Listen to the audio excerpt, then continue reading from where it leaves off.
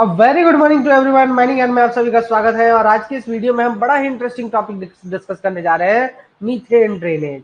मतलब नीचे से गैस निकालनी है अंडरग्राउंड कोल माइंस से, ठीक है, गैस निकालनी है, वो भी मीथेन गैस का ड्रेनेज करना है, ठीक है। तो मीथेन ड्रेनेज और उसके मेथड, आखिर ये मीथेन ड्रेनेज है क्या, क्या जरूरत क्या है भाई मीथेन ड्रेनेज करने की। देखिए क्या होता है कि मीथेन आप भी जानते हो कि बड़ी खतरनाक गैस है भाई साहब। इतनी खतरनाक है कि ज्यादातर माइंस में जो एक्सप्लोजन होते हैं इसी के कारण होते हैं।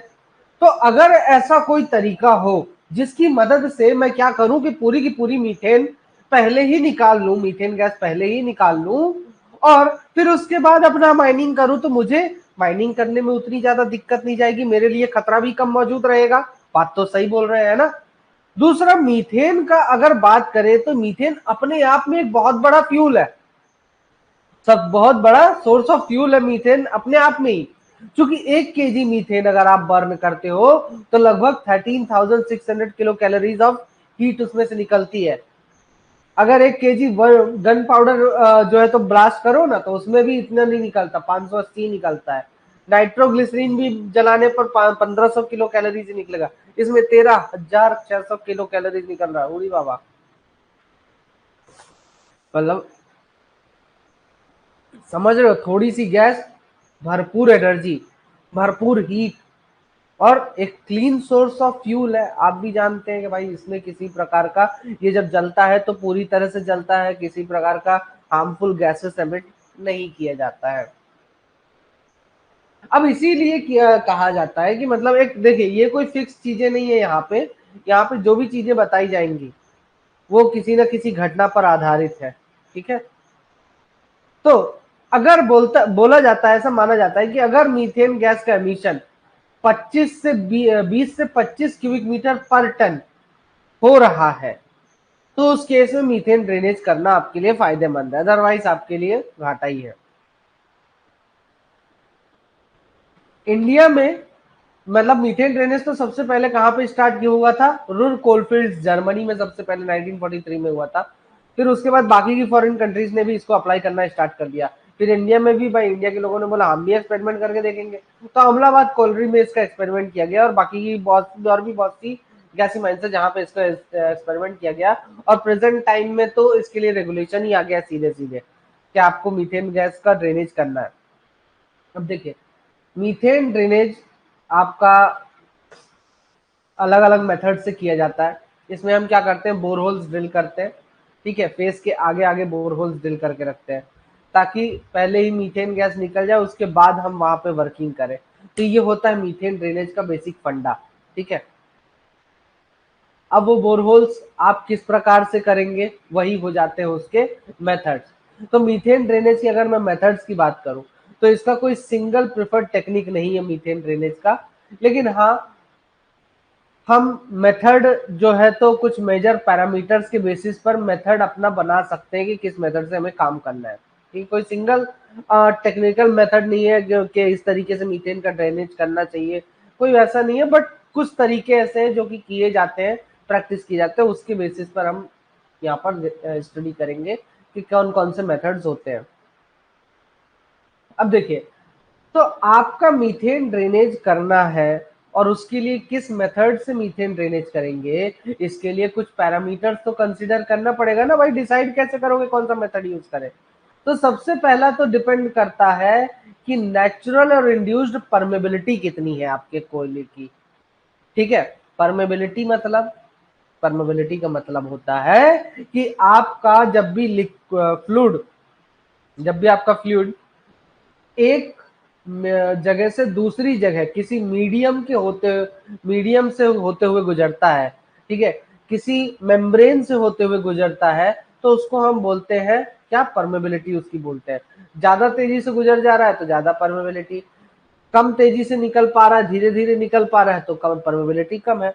अब आप भी जानते हो कि यार कोयले में तो मीथेन गैस कैसे पाई जाती है, पोर्स में पाई जाती है, उसके सरफेस पर चिपकी रहती है ना।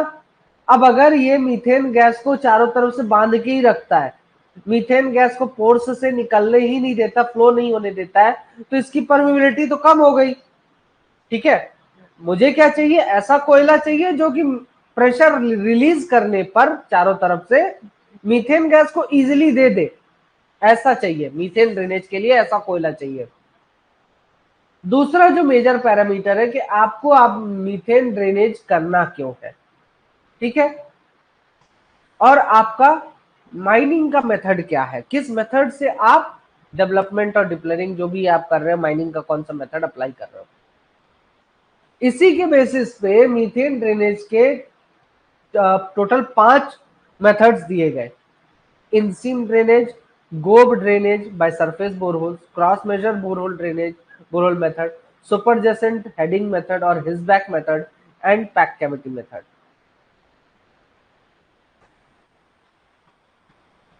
इनसिम ड्रेनेज, इनसिम ड्रेनेज में क्या किया जाता है, जैसे कि जस्ट सपोज आप क्या कर रहे हो, आप ये डेवलपमेंट कर रहे हो, इस डायरेक्शन में आप गैलरी बनाते हुए पिलर्स छोड़ते हुए, आपका पिलर हो गया होल पिलर्स छोड़ते हुए आप आगे बढ़ो, ठीक है, हेडिंग बढ़ रही है आगे। अब आपको चाहिए कि मेरी इस हेडिंग में अगर कहीं भी मीथेन गैस हो, कहीं भी मीथेन गैस हो यहाँ पे कोयले में, वो पूरी की पूरी मीथेन गैस पहले ही निकल जाए, उसके बाद मेरा हेडिंग वहां पर पहुंचे।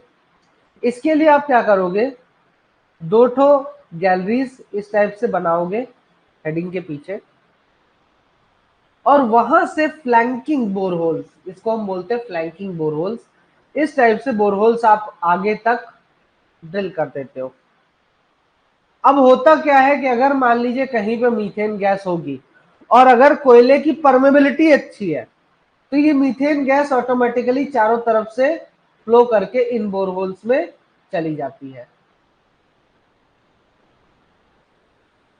ये बोरहोल्स में आपका चला जाएगा, ठीक है, फ्लो करके यहां से यहां से यहां से यहां से चारों तरफ से फ्लो करके कहा जाएगा, इन बोरहोल्स में चला जाएगा, और फिर यहां से आप उसको निकाल कर बाहर भेज सकते हैं, ठीक है।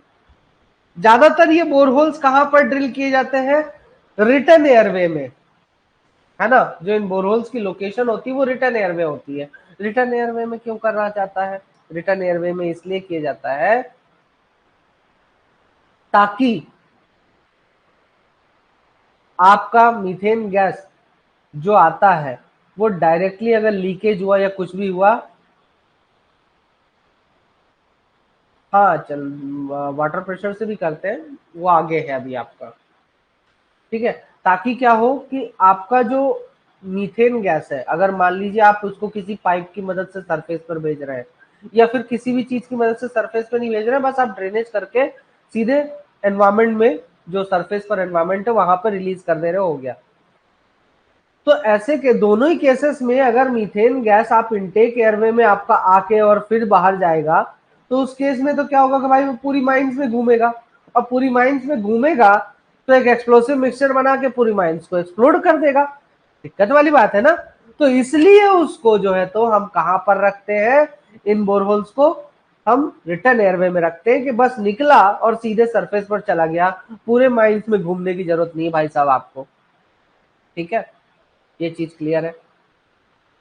मैं जस्ट आप लोगों को ये थोड़ा बहुत आइडिया देते चलता हूं, क्योंकि ऊपर ऊपर से ही चीजें आपको इसमें जानना जरूरी है, ज्यादा डेप्थ में थ्योरी में घुसने का कोई फायदा है नहीं आपका। अब ये जो फ्लैंकिंग बोरहोल्स होते हैं, इनकी लंबाई 1000 मीटर तक होती है, बहुत लंबे लंबे आपके फ्लैंकिंग बोरहोल्स आप बनाते हैं, ठीक है। बस इसमें यही है कि आपका परमेबिलिटी अच्छी होनी चाहिए। अब दो बोरहोल्स के बीच की दूरी कितनी होनी चाहिए, फ्लैंकिंग बोरहोल्स के बीच की दूरी, तो ये कितना होना चाहिए, 10 से 80 मीटर के बीच में होना चाहिए, ठीक है। वो डिपेंड करता है कि आपकी कोयले की परमेबिलिटी कितनी है, इस चीज पर डिपेंड करता है। तो ये एक इंपॉर्टेंट लाइन हो जाती है कि दो होल्स के बीच की स्पेसिंग किस चीज पर डिपेंड करती है, परमेबिलिटी पर, जो कि लगभग 10 से 80 मीटर के बीच में होती है। कोई ये फिक्स चीज नहीं है, बट इतना जनरली पाया गया है, ठीक है। अब दो फ्लैंकिंग बोरहोल्स के बीच की दूरी कैसे, कैसे इस टाइप से, इनके बीच की दूरी, बिल्कुल, जो आप फ्लैंकिंग बोरहोल्स बना रहे हो इनके बीच की दूरी आपको परमेबिलिटी की बेसिस पर डिसाइड करना रहता है। देखो ज्यादा परमिएबल नहीं होगा आपका कोयला तो आपको पास में रखना पड़ेगा, ये होल्स आपको इस तरीके से पास पास में रखने पड़ेंगे, ठीक है। दूसरा, इस प्रकार से भी अगर देखा जाए कि हर कुछ मीटर कुछ समय के बाद जो है तो वो तो जैसे 1000 मीटर पर ये खत्म होगा तो अगला फ्लैंकिंग बोरहोल अपन बना देंगे। तो आपका बेसिकली दो बोरहोल्स के बीच की दूरी, मतलब ये वाले डिस्टेंस की बात कर रहा है, रुक जा भाई यार,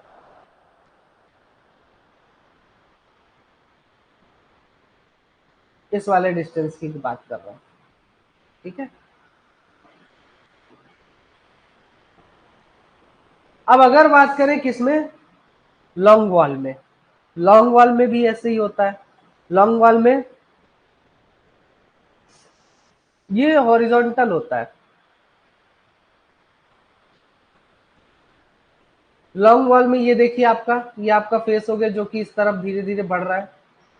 अब आपको चाहिए कि मेरा फेस जब यहाँ पे आए तो यहाँ पे मीथेन गैस नहीं होना चाहिए, तो यहाँ पर आपका क्या होता है, आप इस प्रकार से रिटर्न एयरवे से क्या करते हैं, होल्स ड्रिल कर देते हैं, ठीक है, इस प्रकार से।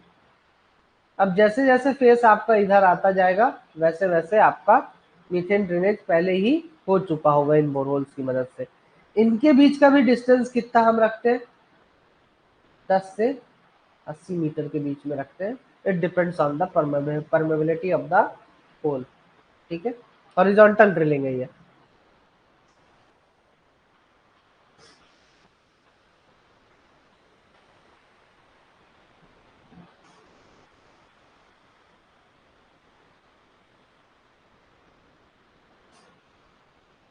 अब वो तो आपका जितना आपकी कैपेसिटी हो उसमें कोई वो नहीं है, लगभग लगभग 1000 मीटर तक नॉर्मली करते हैं। कोई उसका वैसा नहीं है कि उसके ऊपर कोई कैपिंग लगाई गई है कि हाँ इतने ही मीटर का करना है इसके बाद आगे नहीं करना है। वो आपका जितना आप पॉसिबिलिटी है कि आप कर सकते हो, आपके लिए जो कन्वीनियंट है उतना ही हम करते हैं। देखिए अब आगे बोलता है, नहीं कोई लिमिटेशन नहीं है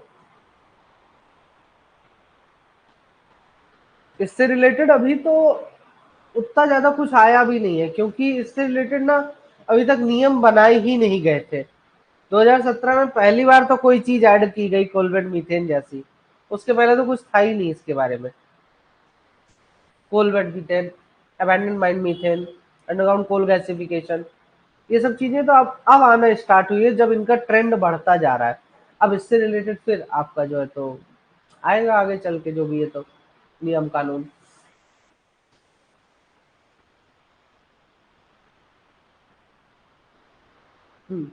अब देखिए बोलता है कि आपका जब बोर्ड एंड पिलर मेथड से आप करते हैं तो उस केस में आपका जरूरी ये है कि आप कितना भी कर सकते हो,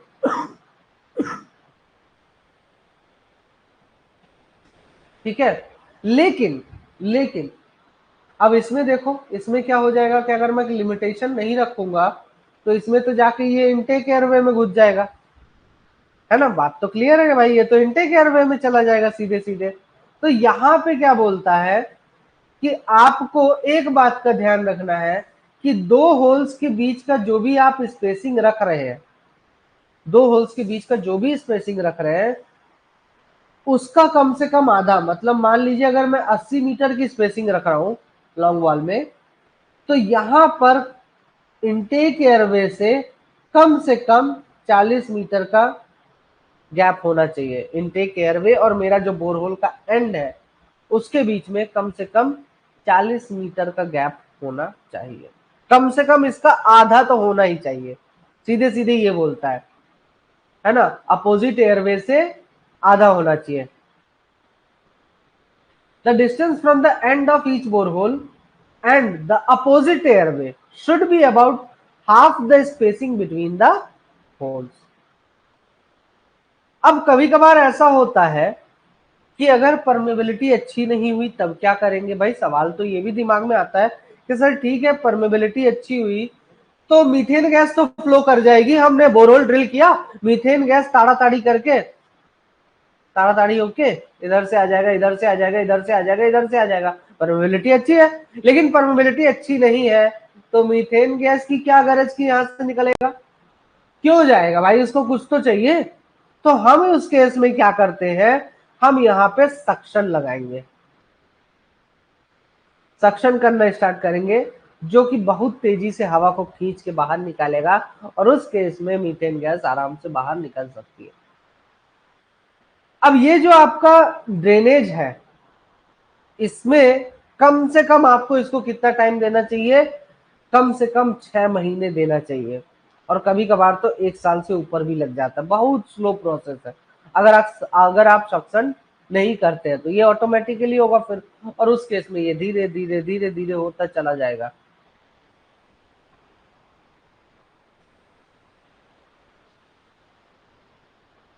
और इसीलिए लॉन्ग वॉल में क्या होता है कि जब आप टेलगेट बना रहे होते हो तो टेलगेट के साथ साथ क्या बनाते जाते हो, ये बोरहोल्स भी ड्रिल करते जाते चले जाते हो।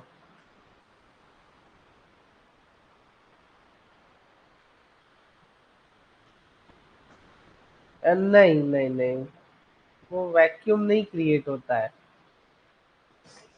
उसकी जगह फिर पानी वगैरह ले लेता है ना। पानी भी तो है यार। हाँ,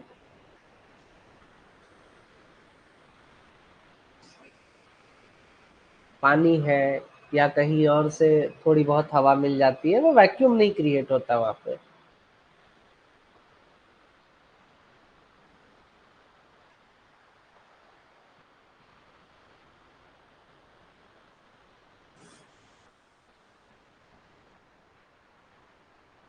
ठीक है, अब ये देखिए, मीथेन ड्रेनेज से एक बड़ा ही इंटरेस्टिंग ये ग्राफ है।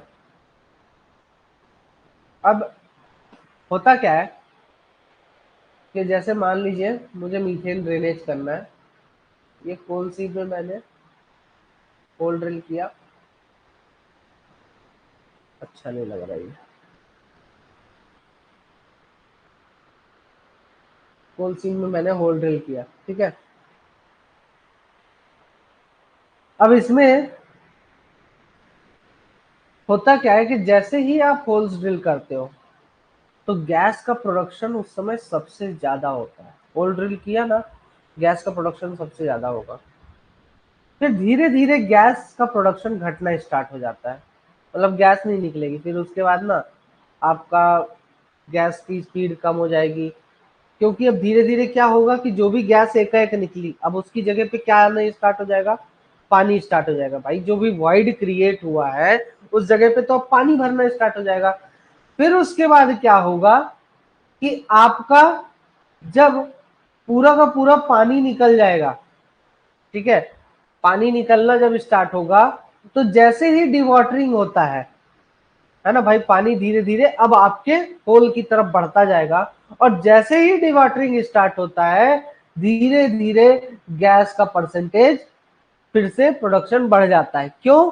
क्योंकि भाई अभी तक जैसा कि मैंने कहा ना, कोयला, उसके चारों तरफ मीथेन गैस एडजॉर्ब फॉर्म में है, अंदर भी है, बट पानी ने चारों तरफ से उसके ऊपर प्रेशर डाल के उसको दबा के रखा है, ठीक है। लेकिन जैसे ही डिवॉटरिंग होगा ये पानी पूरा का पूरा हट जाएगा, जैसे ही डिवॉटरिंग होगा पानी पूरा पूरा हट जाएगा, तो ये जो मीथेन गैस अभी तक एडजॉर्ब फॉर्म में यहाँ पे मौजूद थी, ये क्या होगी, प्रेशर हटा, भाग के बाहर की तरफ आएगी, चारों तरफ भागना स्टार्ट करेगी, ठीक है। जहां भी लो प्रेशर जोन होगा उस तरफ भागती चली जाएगी।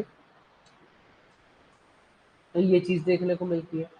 फिर उसके बाद जब डिवॉटरिंग हो गया, अब कुछ नहीं बचा, ठीक है, फिर से आपका क्या होता है, बचा कुचा मीथेन गैस जो है वो धीरे धीरे निकलता जाता है, और इस समय आपका क्या होता है, मीथेन गैस का प्रोडक्शन घटता चला जाता है, और फिर फाइनली पूरी जगह पानी ही पानी होता है या कुछ और होता है, कोयला वगैरह रहता है। तो वो सब अलग अलग मटेरियल्स फिर पाए जाते हैं, तो उतना ज़्यादा इंपॉर्टेंस का नहीं है। तो इस तरीके से आपका मीथेन गैस का ड्रेनेज करते समय गैस का प्रोडक्शन देखने को मिलता है।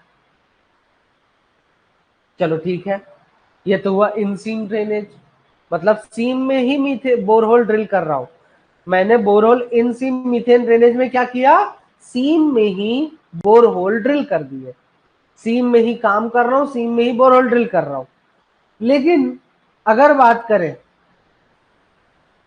गोब ड्रेनेज की सरफेस बोरहोल से, मतलब कि सरफेस से आप बोरहोल ड्रिल कर रहे हो, अब सीम के अंदर ही अपनी वर्किंग में से बोरहोल ड्रिल नहीं कर रहे हो, अब आप सरफेस से बोरहोल ड्रिल कर रहे हो, वो भी वर्टिकल।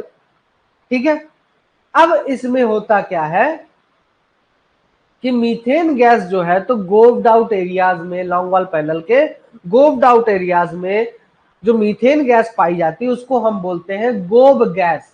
क्या बोलते हैं, गोब गैस।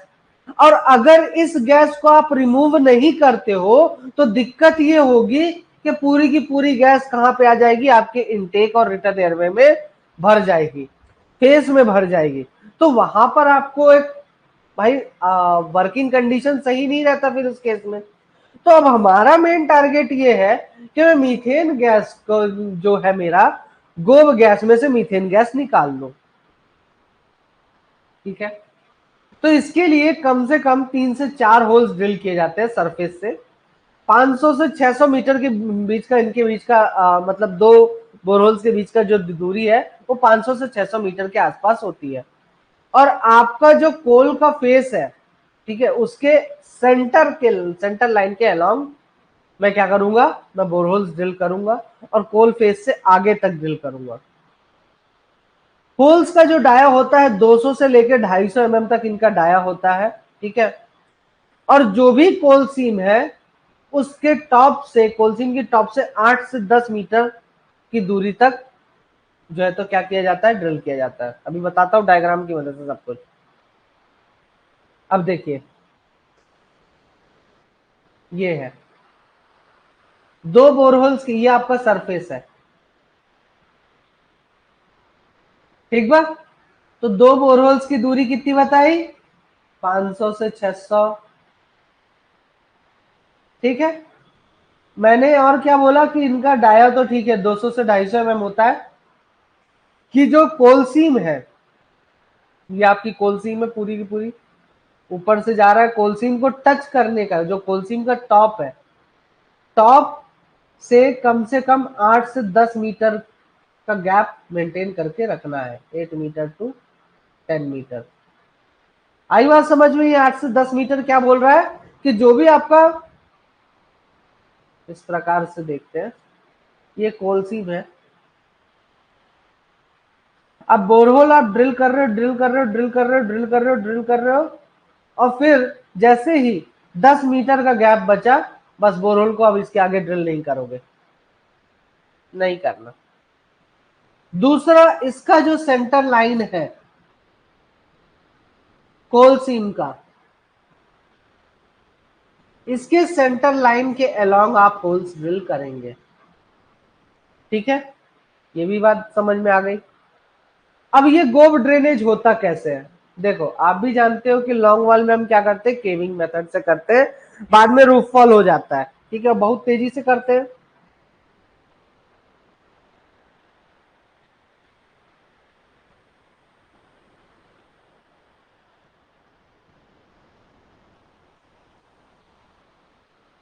बताता हूँ। हाँ, तो आप क्या कर रहे हो, आप जैसे ही लॉन्ग वॉल का माइनिंग करते हो तो आप इस डायरेक्शन में आगे बढ़ रहे हो। ठीक है, पीछे का जो रूफ है वो पूरा का पूरा रूफ कोलैप्स कर जाता है, केविंग होता है। ठीक है, जब केविंग होता है तो पूरा का पूरा स्ट्राटा टूटेगा। अब ये देखिए, इस प्रकार से इसको मैं अगर 2D में बनाऊं, तो ये बोरहोल आपने ड्रिल किया यहां तक, छोटा सा गैप मेंटेन किया, अब आपने यहां से कोयला पूरा निकाल लिया मान लीजिए।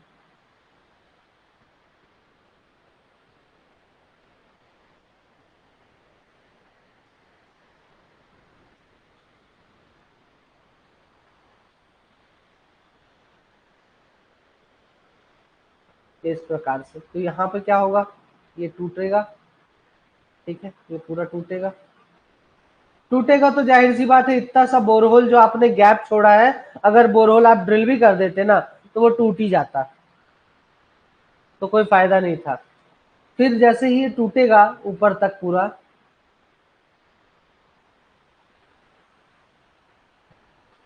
तो इसके टूटने के कारण क्या हो सकता है ये पूरा धंसना स्टार्ट हो जाए, ठीक है। लेकिन लेकिन अब आपका जो गैस चारों तरफ रहा होगा वो अब फ्लो करके कहां भाग के जाएगा, वो इस डायरेक्शन में फ्लो करना स्टार्ट करेगा।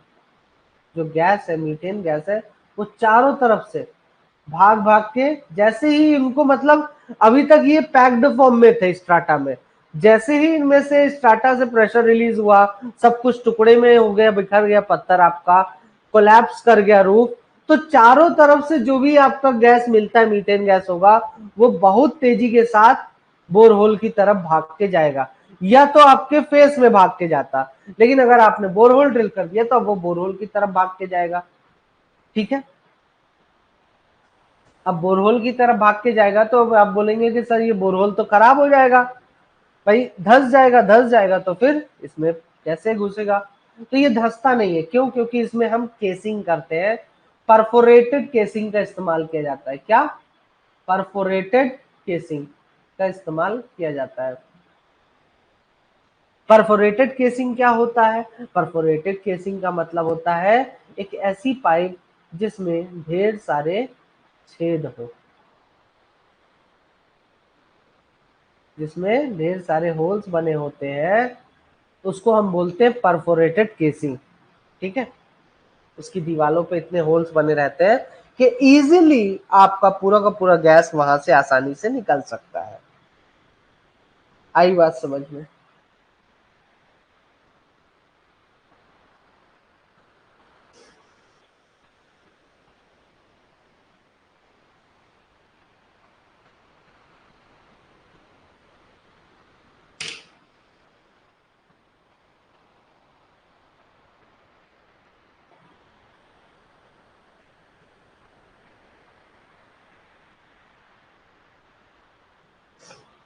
नहीं नहीं, नीचे बस नहीं रखते हैं,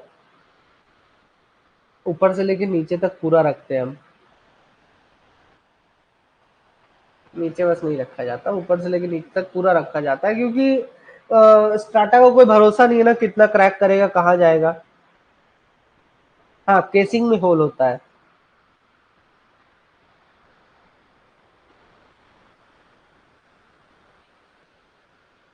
तो मेरा बोरहोल धंस ना जाए इसलिए मैं इतना काम करके रखता हूँ, क्योंकि अब ये जो मीथेन ड्रेनेज हम कर रहे हैं ना, इसका मेन मकसद है कि इसको यूज करना है कहीं ना कहीं,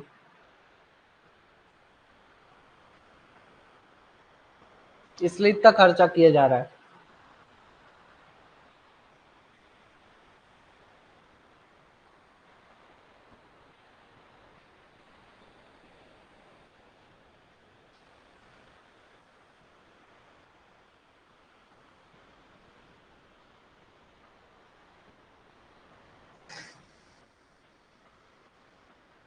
नहीं,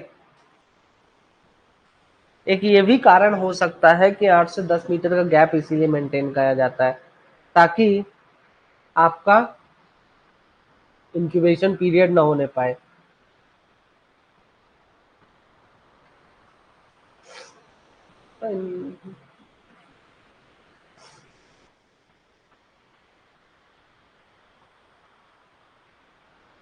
और इंक्यूबेशन पीरियड हो भी नहीं सकता है, क्योंकि क्या होता है ना, हम ये जो पहला बोरहोल होता है वो फेस की स्टार्ट लाइन जो भी है वहां से 150 मीटर आगे हम क्या करते हैं, ड्रिल करके रखते हैं, ताकि वो केव्ड जोन में फंस जाए। जनरली आयरन की केसिंग नहीं यूज की जाती, प्लास्टिक की केसिंग यूज की जाती है।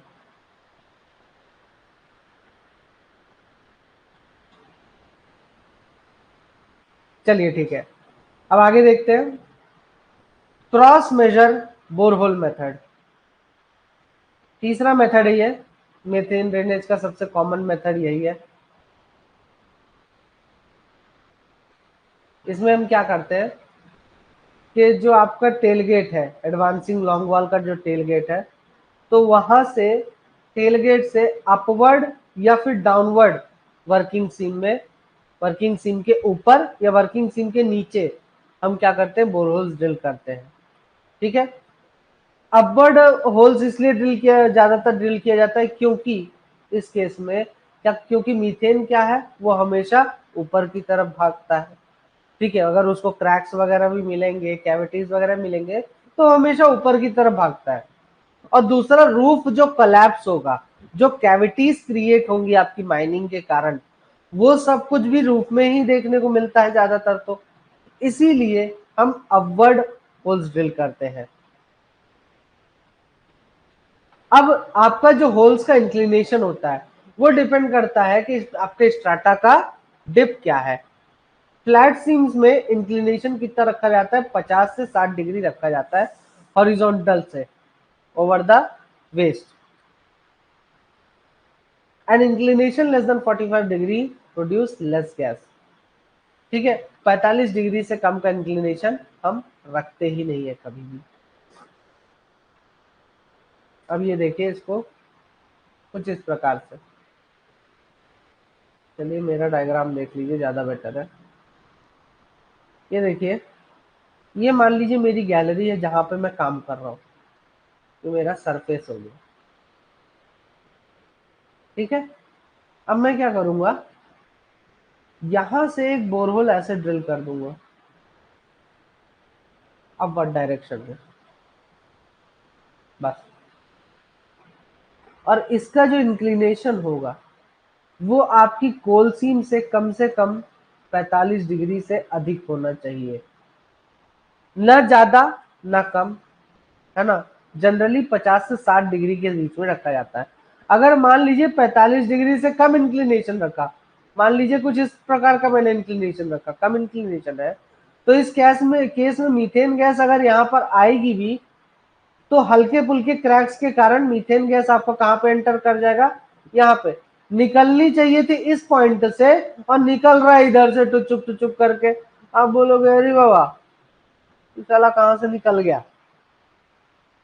समझ में आया कि आखिर इंक्लिनेशन का क्या रोल है यहाँ पर। भाई इंक्लिनेशन रखने का कारण ही यही है, और ज्यादा अगर इंक्लिनेशन रख दिया तो आपको चाहिए कि मुझे फेस के चारों तरफ या मेरी गैलरी के चारों तरफ जो क्रैक्स डेवलप हो रहे हैं उसका पूरा का पूरा जो मीथेन गैस है वो जाए यहां पर।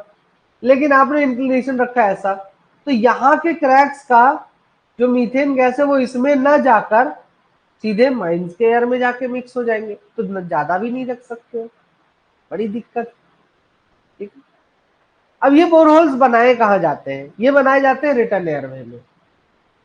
ठीक है, रिटर्न एयरवे में क्यों बनाए जाते हैं कि मान लो लीकेज हुआ या कुछ भी हुआ तो डायरेक्टली वहीं से सरफेस पे निकल जाएगा, पूरी माइंस में घूम कर नहीं जाता है।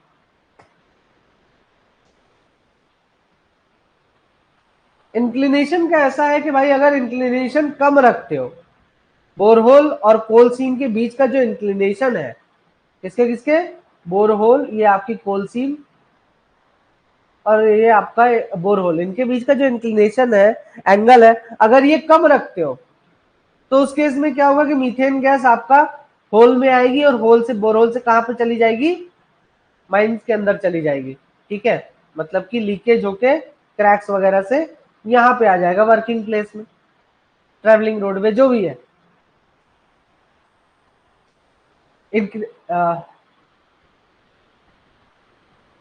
इंक्लिनेशन अगर ज्यादा रखते हो तो इसमें भी दिक्कत है कि भाई यहाँ की जो मीथेन गैस है वो आपका बोरहोल में न जाके कहाँ से निकल जाएगा, वो यहाँ से निकल जाएगा, या बोरहोल में जाएगा भी तो ऊपर जाके बैठ जाएगा चुपचाप, और यहाँ से फिर जो भी क्रैक्स मिलेंगे वहां से और ऊपर चलता चला जाएगा। भाई मुझे तो इसको यहाँ से निकालना है ना, तो पावरफुल सक्शन फिल लगाना पड़ जाएगा, तो ये भी एक दिक्कत का सामना। To watch the complete video, download the Mining Gyan app from the Play Store.